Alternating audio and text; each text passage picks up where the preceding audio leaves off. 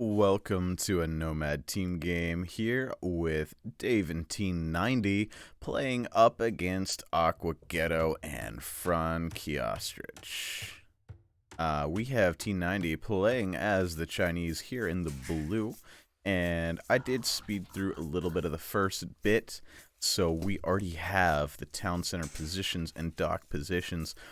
T90 with extra villagers as the Chinese, but unable to start gathering food just yet. Also, no dock just yet for T90 as the Chinese, so that's something you want to keep in your mind. If you're playing as the Chinese, you're going to want to get food first. You got this Vill advantage. You got to try to keep it. Kind of hard to do. T90 is bringing in two boar. And then you can go out for a dock after you get a good food eco rolling, which is, honestly, I don't think I would like to play Chinese. And this is kind of funny right here. Let's take a look around at the positions, though. T90 here in the left-hand side of the map, all by himself. Then absolutely squished in the right corner of the map, we have Frankie Ostrich playing as the Bengalis here, just to the north of Dave, playing as the Vikings, and just to the left of Dave, we have Aqua Ghetto.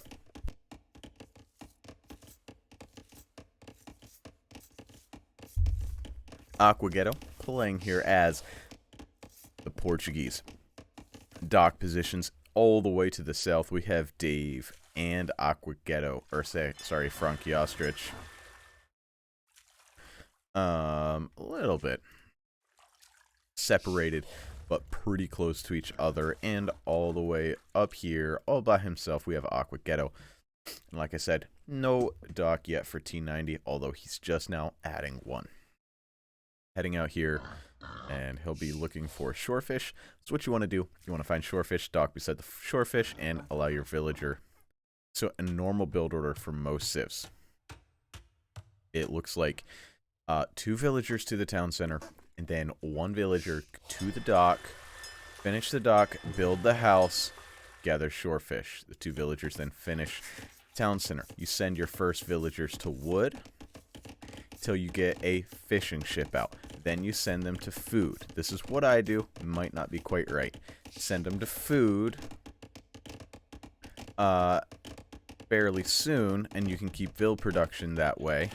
And then build a house before your next fishing ship, and all your new villagers are going then to wood until you have steady fishing ship production.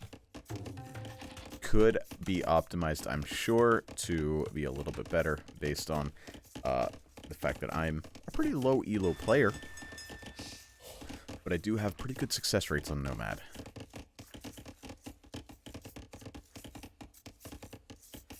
If we look at the ecos, it's 37 for T90's team, 38 for Aqua Ghetto's team. That comes down to the fact that T90 has 17 villagers, which is the most, but only 1 fishing ship, which is the least. And Dave has 16 villagers, which is not the least, 17 now, but has 4 fishing ships, which is the second least. On the other side, for Aqua Ghetto, we have Frankie Ostrich with 18 vills and 5 fishing ships, and Aqua Ghetto with 16 vills and 5 fishing ships. Lots of boar being brought in by T90. Loves to bring them in 2 at a time. Looks like there was a ping down here, so somebody's noticed this dock. Hey. Hi.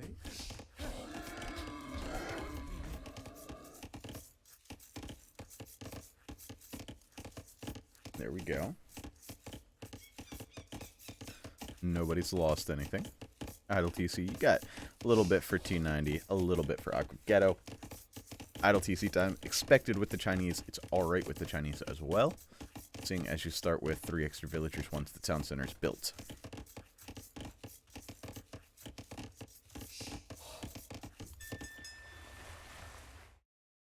Now we have Aqua Ghetto and Frankie Ostrich both on the way up to the feudal age. T90 and Dave.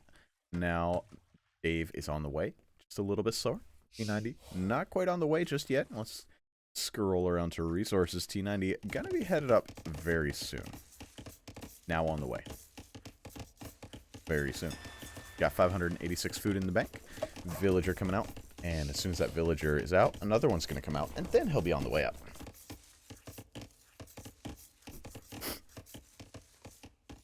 Now, Dave is in trouble, but I think he knows it. He's actually fully walled here. Completely walled up. And Frankie Ostrich and Aqua Ghetto sharing a gold. And I think T90 is going to look to get to the castle age and just try to dominate on land quickly. I'm not sure what other play there is going to be. Dave, I'm guessing, will try to not die on land and make some water stuff. We'll see. This is a nice sneaky dock. Probably not one that's going to get spotted out too easily. Allows you to lose water and still get some fishing in.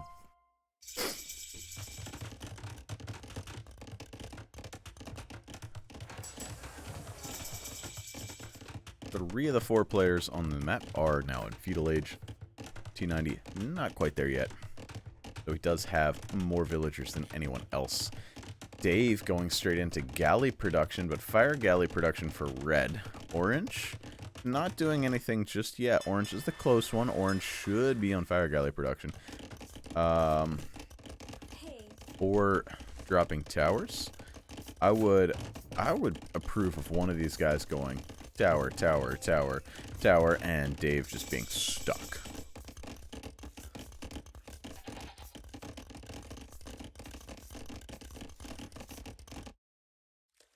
Another dock being added by red.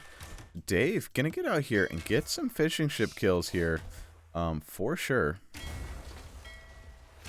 And orange gonna have to run away, but the fire galleys are gonna be incoming. Dave still creating galleys though. He will have enough to clear up the fire galleys. Now Frankie Ostrich's 6 fishing ships are completely useless now. Totally useless. He's gonna probably add a dock out here. That's what I would do if I were him. I think I probably wouldn't, but that's what you should do. Now, T90's fishing is going to be exposed here, but T90 is on the way to the castle age. But so is Frankie Ostrich, actually faster than T90, which is why he didn't make anything there. Lots of zinging alerts, lots of alerts going on. Pinging. I call it zinging because that's what I just call the sound. It's kind of a zing. Dave going to be heading up to the castle age pretty soon himself. Very soon himself, actually. Getting everything balanced with the market. And yep, on the way up. Now, T90 going to be losing his fish as well. And Dave not really going to be holding on to his the best either, as his galleys are all sort of out of position here. Running smack into a fire ship, not what you want to do with the galley. Now Dave, yeah, we get a monk siege push coming out from our Bengali player. And the Bengali monks are a little bit wild. If you've watched the game with Viper, you'll understand what I'm talking about. If you haven't watched the Viper's wildest, or the Viper's greatest masterpiece ever on my channel, go watch it. You'll see, I really think it's a video worth watching if you're into Viper masterpieces. It's unbelievable the strategy that he goes for in that game. It's just something wild. And barracks being added here by red. So I think this is going to be really, really bad for Dave. Dave's going to die. Now T90 is heading across. He's got a siege workshop. Knights are on the way out. 1 TC knight play. T90 is all alone. And if Dave cannot die, he actually lends enough value. He should probably send these 3 villagers away. He's going to go to this stone and find out the hard way that that's an unhappy place to be.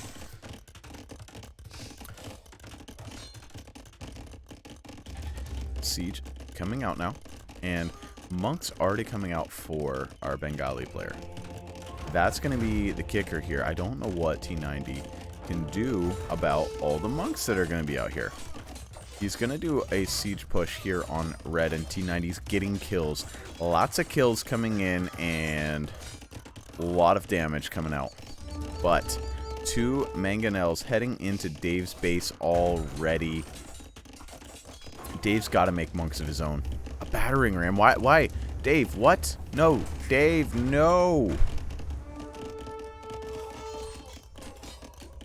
Pressure is real, though, on these players. And this is the only gold they have access to.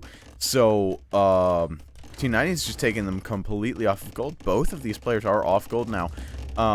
And Dave has now fixed it. It is a mangonel coming out now, but it's pretty late. And redemption coming in for orange. Redemption might be in time before this mangonel even comes out. Light cav is going to have to be added. And now, I don't think they realize quite how important this situation here is. Redemption's in. That's not good. The mangonel going to be converted. T90 deletes it off. But Dave, what's Dave going to do on this side with these monks here? He's got to pop out and kill both of these monks. Somehow, these monks have to die. They're going to charge up on the siege workshop. Kill them both. He gets one. He does get one. Now the monks are going for the siege. He's got to run away. He gets away. For now. But the monks, there's so many monks, and he can't stop all these monks.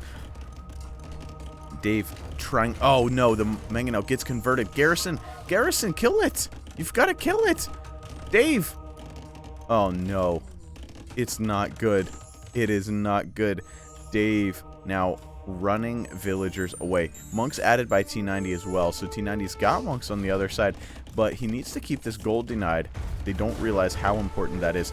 And Dave's just running. Dave is able to get away, and that's massively important. The fact that Dave is not trapped. Like I said, if there were towers here, then it might be a little bit worse. They're heading back in on the gold, and that's a lot of monks, though. And we saw what Viper did with these monks. Alright, Viper showed us the crazy power of these monks with redemption, with sanctity, with all the armor they have. Because look at these monks. They have 3 armor, and they have 3 and 3 armor. And these monks, 0. No armor. That's a lot of monks converting, but the knights get away. Dave has another town center up now, and almost... Sorry, Dave does not have the stone for another one. Oh, because he built it. He has...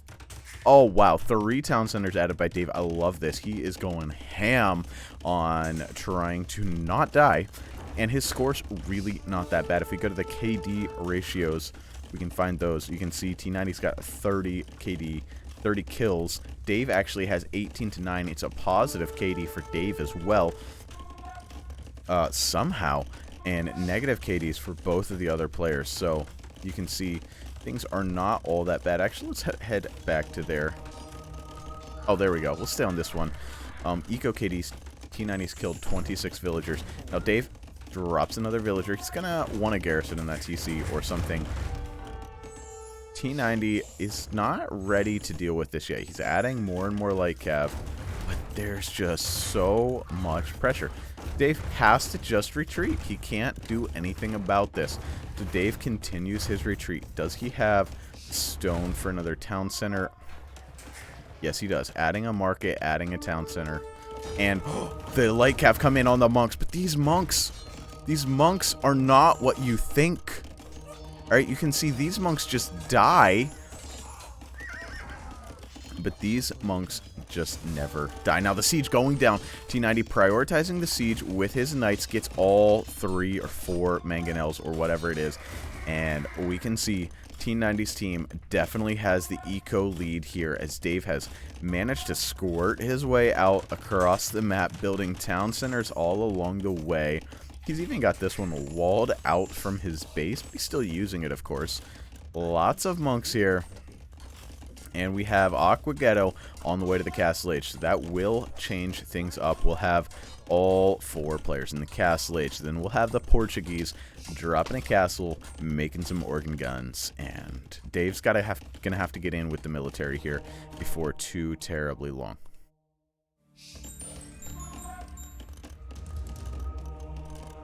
everything being converted over here for Dave, losing every bit of his town.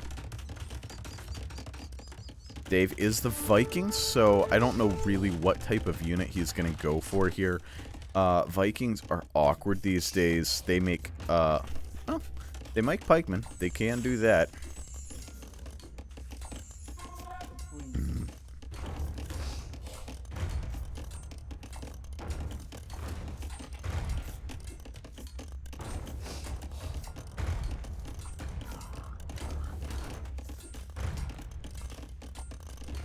So is it just going to be pikemen for Dave for now? I don't know. Just more town centers. He's going to continue to have 4. Even while he loses this one, he'll end up with 4 again. And he's like Cav running in, but the quick walls are being dropped by Orange here, not allowing T90 to find any more damage. T90 just going to have to run right on through the whole base. He might be able to find some damage up here. Honestly, it's his best bet. As Dave heading in with Spearman. Gonna get another mangonel snipe off, though. That's pretty important, keeping these mangoes dead. Like I said, Portuguese, adding the organ gun, or adding the castle, like we expected. The villager counts, though, T90 on 55, Dave on 55, against the 37 and 38 of the other players. Pretty big difference here. And, yep, nothing found yet. This is Ville's quick walled in. And you're going to have to go fight these monks. And you might as well, I guess. You're with light cav. And you can't get away. They're going to start... Okay, the monks are dropping this time. This is actually pretty massive. The monks going down. That big ball of monks unable to get the conversions this time.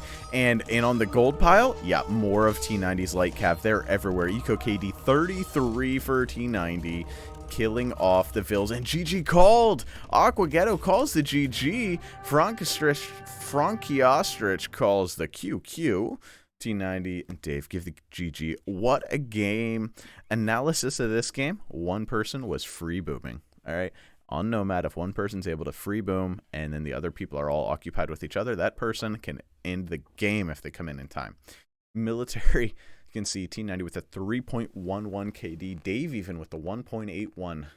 And Aqua Ghetto and Frankie Ostrich, not great KDs. Now, if they'd managed to wall Dave in and then kill him, where he didn't get away and end up with more eco than any of them, then the game would have been different. It would have been 2v1, and T90 might not have been able to do it, but they didn't do that. They didn't seal Dave in. They let him get away, get out, and so Dave did. Technology stats, you can see T90 didn't even have the fastest castle time, but did the most with it. Villagers, T90 had the most, Dave had the next, and then the other players 20 less. APM, Dave 59 APM. Dave is faster than T90 consistently here. And again, with the Eco APM going wild because he never really made any military. Well, I hope you enjoyed this game. If you did, drop a like. If you want to see more, subscribe. If not, that's all right. Catch you in the next one. See ya.